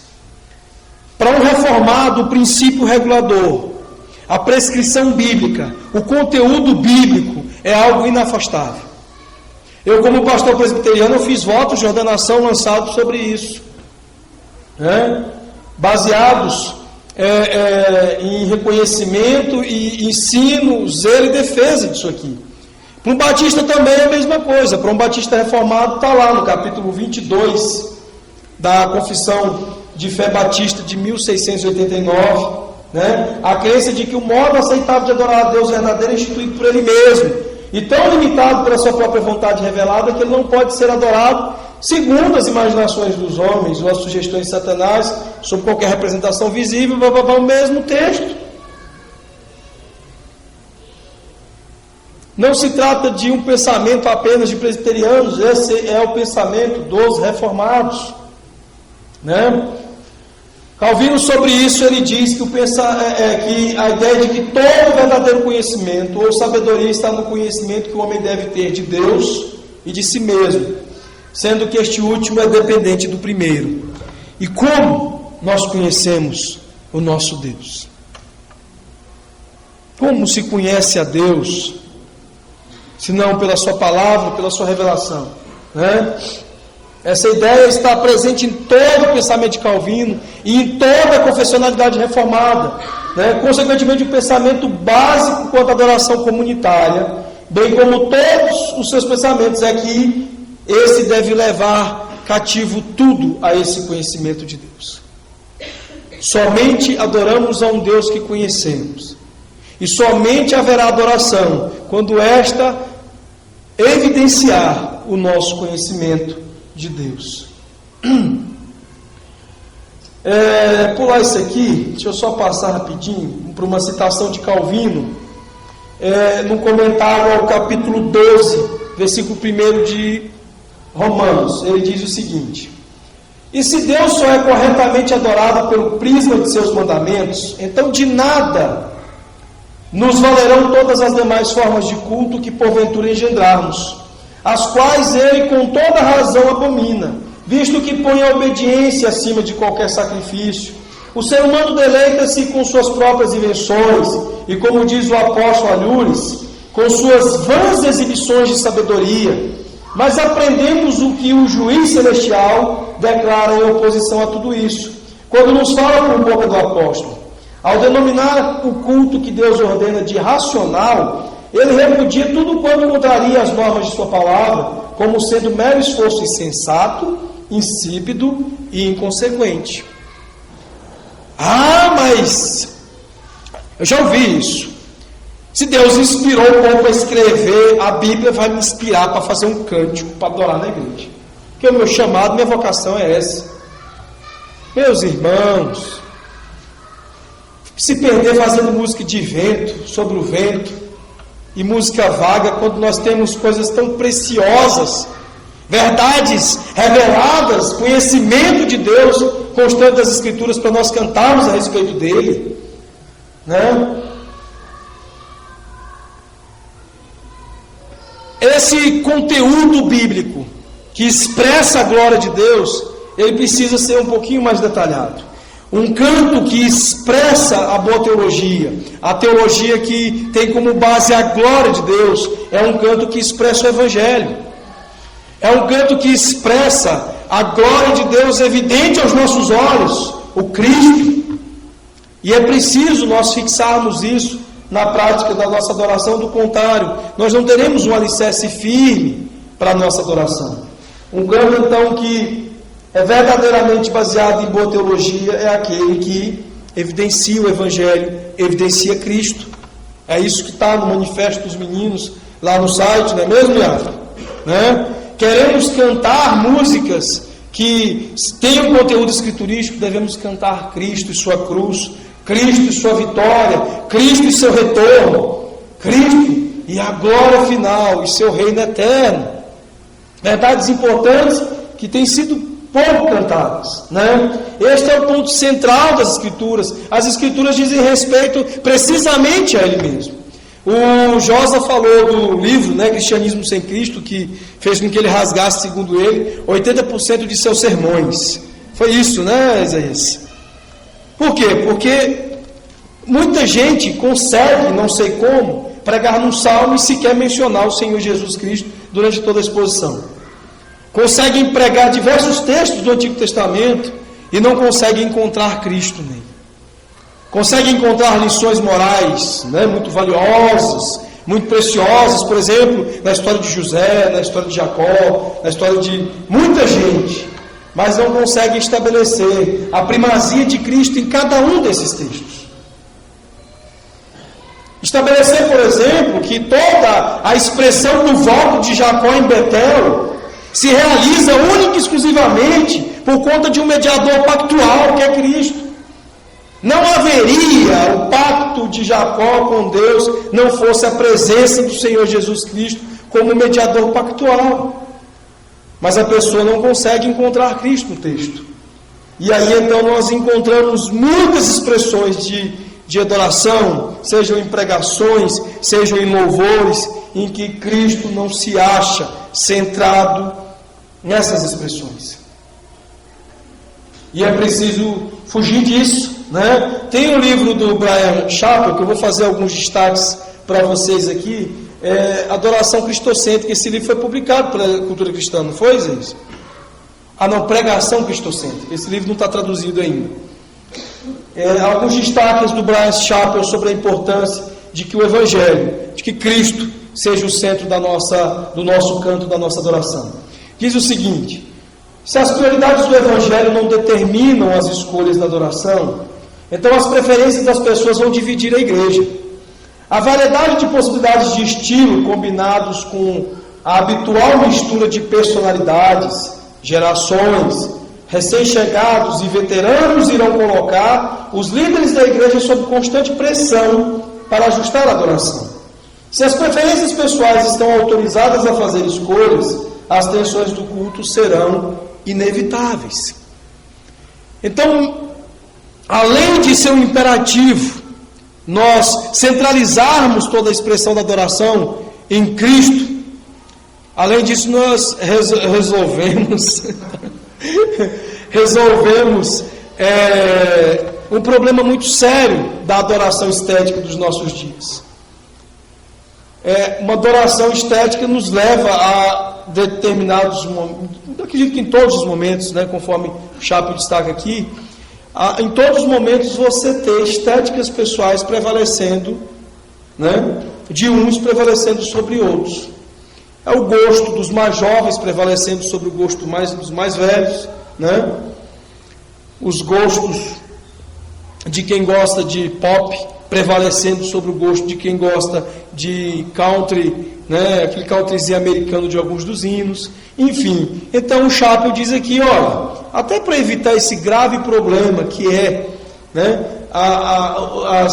os inevitáveis conflitos, as tensões que decorrem dessa imposição de gostos e estilos pessoais, resolve logo a parada, obedeça às Escrituras, traga Cristo para o centro da tua adoração, a temática do teu culto. Ele vai continuar dizendo o seguinte: onde o Evangelho foi realmente compreendido e corretamente realizado, isto é naturalmente desdobrado no culto e na liturgia. Não simplesmente porque a cultura local impôs uma prática de se realizar de determinada maneira, mas porque o Evangelho é o melhor recipiente para a sua expressão. Aí ele faz uma comparação: a caixa de leite difere de uma caixa de ovos, né? Porque o conteúdo determina a estrutura de seu recipiente. Assim também o conteúdo do Evangelho é o que melhor expressa a forma do culto. O ponto em comum das tradições de Westminster é mais atribuível à sua conformidade com os contornos do Evangelho do que o poder de qualquer cultura ou da igreja para determinar um estilo universal de adoração. Quando nós olhamos para as determinações de Westminster, tanto na Confissão de Fé de Westminster, adotada por presbiterianos, como na Confissão Londrina de 1689, adotada por batistas reformados, o que nós encontramos é que no princípio regulador do culto o que se requer é a primazia do Evangelho, da Escritura, do Cristo em toda adoração. E o Evangelho realmente compreendido segundo Chappell, ele irá praticar isso. Ele irá tornar o Evangelho o grande recipiente do culto. E não as nossas muitas intuições, e não as nossas muitas invenções. Vamos ter uma perspectivazinha do que é uma vida centrada no Evangelho. Eu coloquei uma figura cíclica, ela não tem interrupções, há um processo, né? Você percebe aí, começando lá do... Eu sou péssimo com direita e esquerda. Até o Tico deve se comunicar aqui, mas começando aí pelo seu lado direito, né? Não, seu lado esquerdo, né? Nós vivemos nele, comunicamos esperança porque fomos alcançados na expressão e na descrição de Efésios 1. Isso nos conduz, pela ação da palavra e a ação do Espírito, a uma santificação progressiva, que nos leva a anunciar permanentemente o Cristo e o Evangelho. E isso caracteriza um viver que nós chamamos de missional. Não daquele que eventualmente se dá uma atividade missionária. Daqui a 6 meses eu vou viajar para a cidade tal e vou ser um missionário de férias. Não, mas uma pessoa que entende que evangelizar e fazer missões é parte da sua vida, é estilo de vida, é algo permanente, se faz o tempo todo, anuncia, proclama todo o conselho de Deus o tempo todo. E aí sim, quem faz isso, porque o faz de segunda a sábado, adora. E aí segue-se o processo nele, adorando, continua vivendo nele, e anunciando a esperança, e confiando na esperança, santificando-se progressivamente, anunciando todo o conselho de Deus, num viver missional, cíclico e permanente. Isso é uma vida centrada no Evangelho. E pessoas e igrejas que vivem essa vida centrada no Evangelho serão capazes, assim, de tornarem o Evangelho um recipiente do culto, aquilo que é o conteúdo que dá forma ao culto. Vejam só um pouquinho mais sobre isso. É importante nesse aspecto nós estabelecermos uma clarificação da relação entre Evangelho e cultura. Surgiu por alguns momentos na exposição do Josa sobre essa questão da cultura, né? E foi feita uma pergunta nesse sentido também. É preciso nós entendermos que nesse viver missional, nessa relação, né, cíclica constante do viver missional, nós precisamos entender qual é o nosso papel muito claramente, naquele papel lá de anunciar, né? Tem uma expressão que eu gosto muito, ela é utilizada pelo Driscoll, ele diz que o nosso papel é contender e contextualizar. É confrontar e contextualizar. Tem gente fazendo cara feia porque eu citei o Driscoll. Daqui a pouco você vai fazer uma cara mais feia ainda porque vai ver a carinha dele, né? Nisso, o que acontece? Jesus, quando ele faz essa oração sacerdotal, ele nos diz, ele expressa lá em João 17 ao Pai o seguinte: não os peço que os tires do mundo, né? Ou seja, haverá conexão deles com a cultura. Nós não teremos como fugir da cultura. Vocês trabalham, eu trabalho, alguns estudam e vivemos uma série de outras atividades que estabelecem essa nossa conexão com a cultura. Então é preciso entender que haverá uma relação inevitável com essa cultura. Agora, o que significa aí contender e contextualizar nessa cultura? Significa que nós somos feitos por Deus para abençoar e agregar valor à cultura. Precisamente as duas expressões que Jesus usa no Sermão do Monte é ser luz e ser sal. É ser luz, abençoando, anunciando o Evangelho, anunciando o conselho de Deus para essas pessoas. E abençoando no sentido de ser sal, de contribuir para a preservação moral, para a afirmação de valores morais. E finalmente, né, essa expressão ela se completa quando vivemos uma cosmovisão contracultural ao mesmo tempo, rompendo valores e afirmando cosmovisão bíblica, né? Há um probleminha aí, quando nós falhamos aí, né? E nós falhamos recorrentemente. É que quando nós queremos estabelecer relação entre evangelho e cultura, e não sabemos fazer, haverá uma tensão entre adoração e idolatria. Haverá em determinados momentos mais idolatria do que adoração. Vejam alguns problemas que nós vamos encontrar. Por exemplo, ao invés de falar e pregar contra o pecado, que é a índole natural do Evangelho, o que nós falamos? O que nós fazemos? Falamos de autoestima. Quero que valorize o que você tem. Você é um ser, você é alguém, né? Ao invés de entender que as pessoas precisam encontrar consolação no sofrimento, sofrendo bem, nós afirmamos a vitória pessoal. Ao invés de fazer com que as pessoas tenham a perspectiva da glória de Deus, nós afirmamos a exaltação do eu. Ao invés de criarmos nas pessoas a perspectiva pela eternidade, pelo que é eterno, nós afirmamos o temporal e o humano. Não pregamos sobre as coisas eternas, nós pregamos diversos conselhos sobre o nosso dia a dia, sobre a temporalidade. Olha só, Mark Driscoll, em homenagem ao professor Isaías Lobão, falando sobre evangelho e cultura. Tenho certeza de que o professor Lobão vai gostar muito da citação.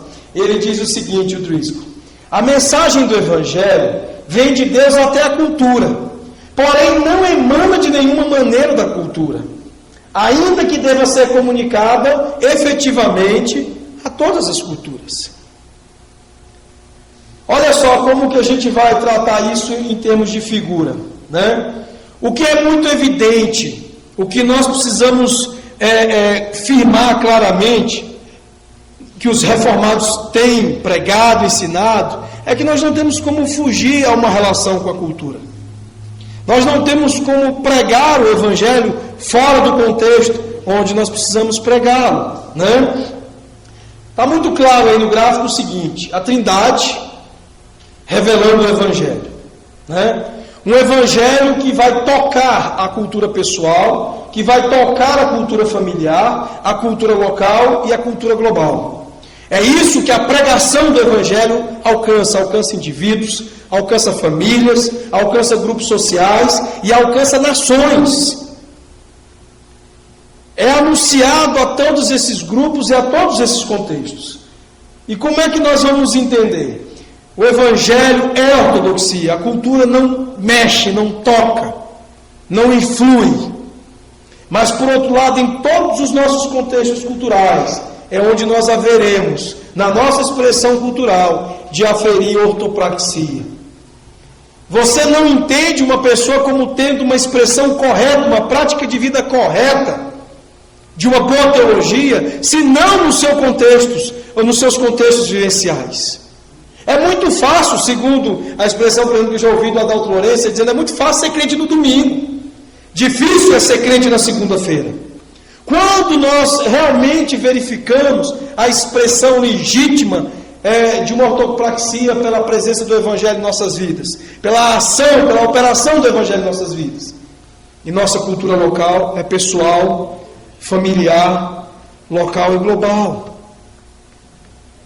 Uma nação que se diz cristã, né, o Brasil tem sido mencionado aqui no Brasil, que até pouco tempo isso era bandeira, estamos vivendo um grande avivamento.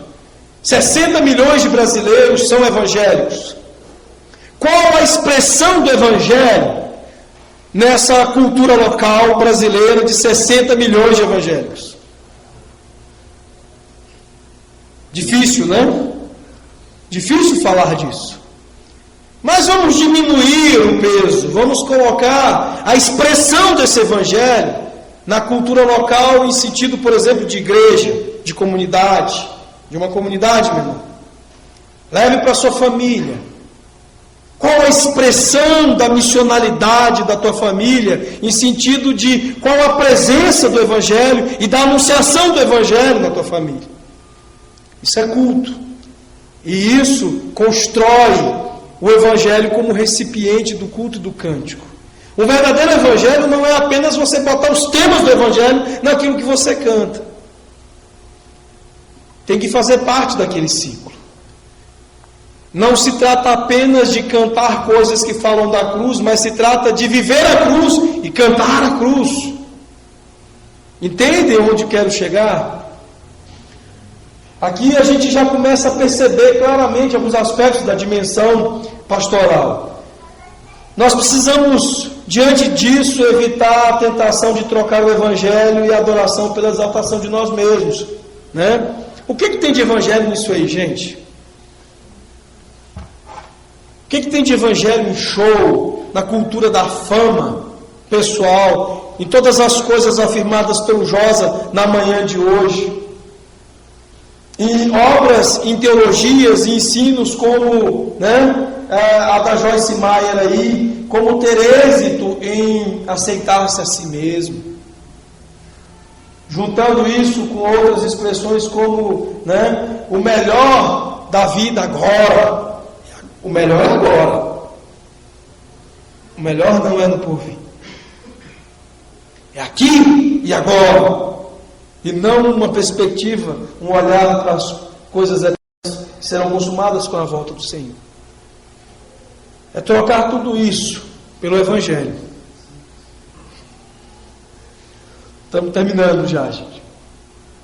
E aí então nós finalmente chegamos na última parte, a esfera pastoral do canto. Princípios importantes que zelam do canto na igreja, que fazem com que sejam possíveis, viáveis, a realização de tantos princípios teológicos importantes, que façam com que o Evangelho seja o recipiente do nosso culto, que assim esteja expressa a nossa boa teologia, a teologia da glória de Deus. Alguns princípios importantíssimos para uma boa pastoral do canto na igreja. Fazer com que ele seja centrado unicamente em Deus, não no homem. Já houve alguma insistência de algumas pessoas em defender algumas músicas. Eu acho que elas são apropriadas para outros contextos, não para o culto. Como, por exemplo, a Barnabé. Acho que todo mundo aqui conhece, né? Barnabé, era seu nome, Barnabé, papapá, natural de Chipre, né? Quantos conhecem essa música aqui? Um bocado de gente, né? Vocês acham que é uma boa botar uma música dessa no culto?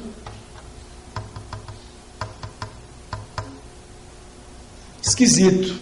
Acho que depois de tudo que nós ouvimos aqui, não é bom, né? Vamos centrar o culto em Deus. Vamos fazer com que o tema das nossas canções seja Deus e seus atributos, seja a expressão da sua glória. Outro princípio importante, deve criar uma atitude de louvor, não de entretenimento ou de aplauso. Se queremos ter uma boa prática, vamos remover aspectos que levam ao entretenimento, a ideia de aplauso, e vamos criar de fato uma atitude, um ambiente favorável ao louvor.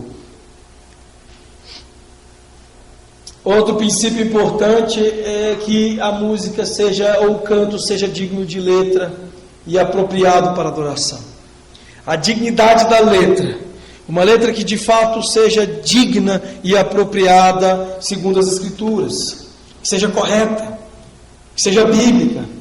E não apenas isso, que o canto também seja apropriado nos aspectos próprios do seu ritmo, de ser uma música adequada, para o ambiente, para o momento, para a circunstância. É necessário que se cante de tal forma que o intérprete não seja o centro de atenção. O foco não é ele, não é o que ele está cantando. Principalmente para um reformado, o foco é o canto congregacional. As vozes que precisam ser ouvidas são as vozes do povo de Deus.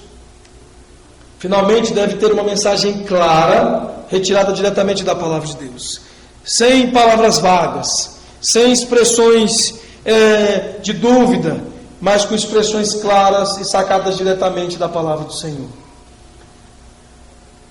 Outros princípios reforçando esses aí, tirados agora da adoração cristocêntrica do Bryan Chapell, para a seleção de cânticos. Alguns critérios muito importantes para a nossa seleção dos cânticos. Letras bíblicas, é o que nós vamos sustentar com 2 Timóteo 2,15, 3, 14 a 17. Textos conhecidos dos irmãos. Linguagem clara e inteligível. Nada de música do vento aí. Use uma variedade de músicas. Aquele texto que nós lemos no início. Hinos, cânticos espirituais e salmos. Onde estão os salmos, meu povo? Onde esconderam os salmos? Cadê os salmos? Sumiram com eles. Hoje, em alguns lugares, é só cântico e outros só hino. Cadê a diversidade cultica, a expressão diversa do canto do povo de Deus? Cantem um para o outro. Entender que a música no culto ela é distribuída, ela é participada na liturgia de maneira temática apropriada. Por exemplo, existe sim a horizontalidade da música no culto. Quando, por exemplo, no momento da ceia, nós podemos cantar músicas que celebrem, que falem da nossa comunhão em Cristo no momento da ceia. Essa é a vantagem de você distribuir música por todo o culto e não apenas isolar em um único momento do culto. Fazê-lo mais fluente, mais belo, mais harmônico, mais didático, com sentido mais claro. Ou seja, na hora de exaltar, eu canto música que exalta. Na hora de me contristar diante de Deus, eu canto música de contrição, de quebrantamento. Na hora de ofertar, eu falo de oferta. O problema é que a gente faz tudo isso com os hinos, aí depois vem e a gente faz tudo de novo, tudo misturado. Tudo junto e misturado, Canções devem ensinar e admoestar. Como disse o Josa, a música também deve nos confrontar. Não se trata de nos fazer nos sentir bem, mas de ir falando das verdades de Deus também nos ensinar e nos admoestar. E finalmente escolher músicas em que nós possamos cantar como uma resposta às verdades objetivas do Evangelho.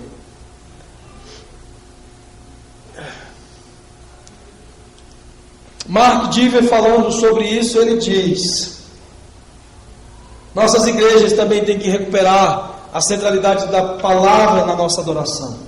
A música é uma resposta biblicamente relacionada à própria palavra de Deus.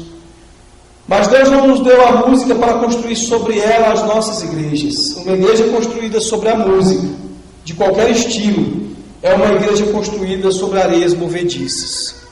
Há muita dedicação e muito zelo que nós devemos ter com a música, e envolve também, principalmente, nós colocarmos a música no seu devido lugar. Não dar a ela uma importância que ela não tem. Não estabelecer a igreja sobre ela, mas sobre a palavra. Porque do contrário, nós estaremos estabelecendo a igreja sobre areias movediças, na expressão do Mark Dever. E agora, para matar a saudade do Jonas ali, uma citação do sogro dele, um outro cuidado muito importante na recomendação do reverendo Misael. Ele diz: os cânticos litúrgicos devem centrar o adorador em Deus e sua palavra. Música que produz dispersão ou confusão na mente e psique, ou que estimula o corpo para a dança, não serve para o culto. Música cujo volume extrapola os limites saudáveis de decibéis e cuja letra não pode ser compreendida com clareza, perturba ao invés de edificar. Música executada de modo a enfatizar a performance dos cantores e instrumentistas é péssima no ajuntamento dos santos. Isso é uma boa pastoral, zelando pelo canto na igreja.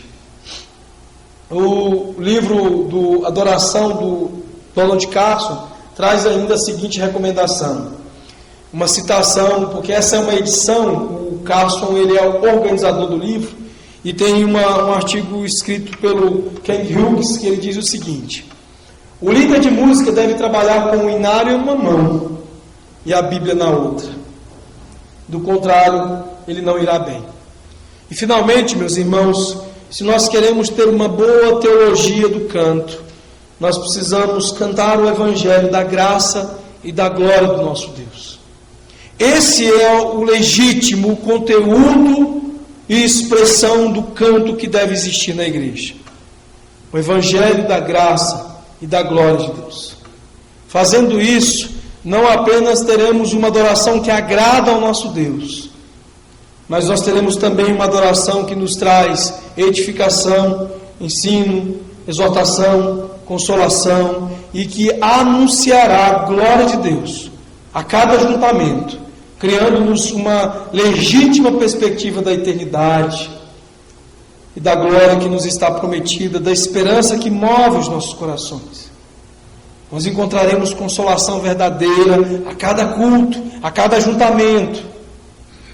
E como nós temos precisado disso, como nós temos tido necessidade disso, ao invés do muito auto-engano em que muitas vezes nós nos envolvemos.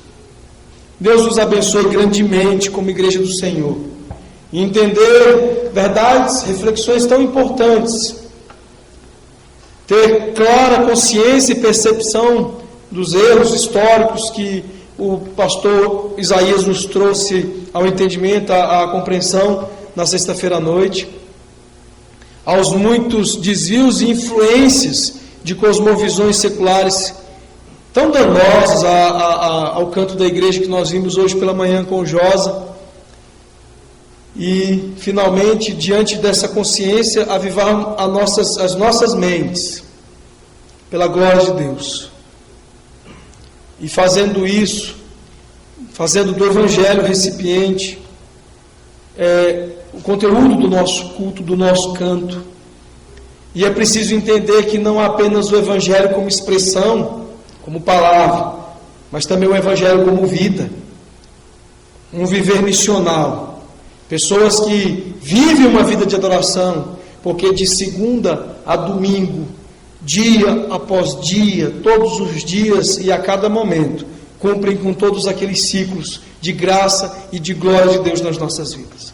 Deus nos abençoe firmemente, abençoe a todos vocês que estiveram aqui esses dias, e louvo ao nosso Deus por oportunidades como essa, por oportunidades de compartilhar com os irmãos e de poder contemplar as maravilhas da graça de Deus, por exemplo, expressas numa juventude tão interessada por fé reformada, numa juventude tão interessada por todo o conselho de Deus, e que muitos outros possam também se juntar a vocês, o grupo cada vez se torne maior, em Fortaleza, em outras tantas cidades, que vocês se multipliquem, se espalhem Brasil afora, né? Vivendo para a glória de Deus e usando do talento, usando das virtudes que Deus, da capacidade que Deus concedeu a cada um dos dons, para que vocês continuem o ministério de vocês, o trabalho de vocês. Deus abençoe. Vamos curvar as nossas frontes e vamos fazer uma oração agradecendo ao nosso Deus. Pai, nós te somos gratos, Senhor, pelo privilégio de nos reunirmos em torno da Tua Palavra. Te louvamos, ó Deus, porque Tu nos traz compreensão a respeito dela, e não apenas isso, pelo Teu Santo Espírito nós somos fortalecidos a viver o que ela nos ensina. Nós, portanto, neste momento, te agradecemos e te suplicamos, ó Pai, continua a falar aos nossos corações, a nos instruir, a conduzir as nossas vidas, de maneira que cada vez mais possamos crescer em graça, em conhecimento e em vida que de fato seja evidente nela, ó Pai, o Teu Evangelho. Nós te pedimos no nome de Jesus, o nosso Senhor e Salvador. Amém, Deus.